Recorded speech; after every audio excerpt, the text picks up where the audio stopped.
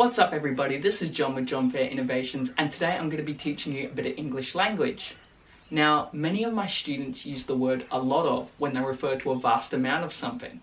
And there's nothing wrong with this grammatically per se, but there are other words that we can use, better words that we can use in place of this to sound more intellectual, to be more appropriate for the situation.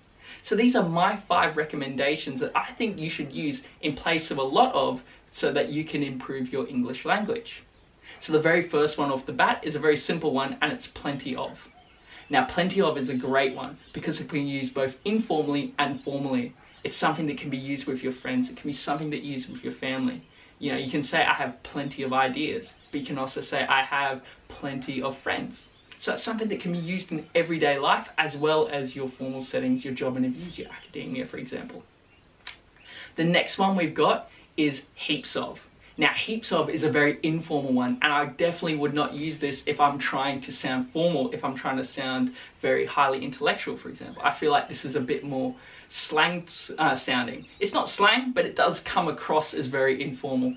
So, for example, you might be like, oh, I've got heaps of time, you know? I feel like that's something I'd probably say to one of my mates as opposed to saying it to my boss, for example.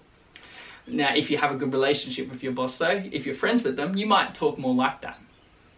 So, I would be focusing more on using heaps of with my friends, with my families, with the people that I'm very close with, for example. The next one is a very formal one. It's a beautiful word. It's a very elegant word. It's abundance. I absolutely love this word, abundance. I think it's a brilliant word, but it's not something that I personally use in an everyday life. For example, I'm not going up to my parents and I say, I have an abundance of food. Thank you very much. Do not give me any more. I'd probably say I have heaps of food, or I have plenty of food. So this is how I'd probably talk to them. I wouldn't be saying the word abundance. But if I'm writing an essay, writing a beautiful sentence, if I'm saying, you know, there are abundance of reasons as to why I believe this statement. Now that sounds so beautiful, it sounds so elegant, doesn't it? So this is something where I would use the word abundance in a very formal setting. In my writing, for example, that's where I would be using this. I wouldn't be using this in everyday life. If you do, there's no problem with that. Words are meant to be used, so if you do use it, it's okay. But me personally, I'd probably stick to being more informal situations with that one. The next one I've got is another beautiful word. It's called ample. I have an ample amount of space in the car, for example. And this is something that can be used in formal settings and informal settings. I generally stick with formal settings with this one. I generally don't go around saying ample to my friends and family. I probably use this more in my academia when I'm teaching, for example. But again, it's a beautiful word, and like plenty of, it can be used in both an informal and a formal setting. So don't be afraid to use it because it's a brilliant word. Now the last one I've got is numerous. Now this is one where you're trying to give a relation to number, like you're trying to make the other person or the other reader, for example, think about a very big number. That's why we have the word numerous, like numer, meaning like number.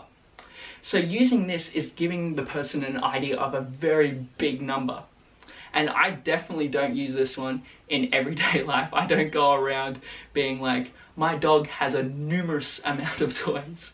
Again, these words are meant to be used, so if you do use it in everyday life, that's perfectly fine. As I said, me personally, I again would stick to this one being a formal setting rather than an informal setting. So you stick to here. So now here's your little treat, here's the bonus. I'm going to give you a word that I think is absolutely brilliant. It's one that you should throw out when you want to sound really intelligent. So maybe when you're in your next job interview, for example, or maybe when you're trying to impress someone, for example, use this word instead of a lot of. Plethora. And it's right there. Plethora. And it means an over amount, like too much, So I have a plethora of words I could be using right now. So see how brilliant that sounds, see how intellectual, elegant, wonderful it sounds. So next time you really want to impress someone, throw in that word in there. It's one that I use rarely, but it is one that I use when I really want to show that I actually know what I'm talking about.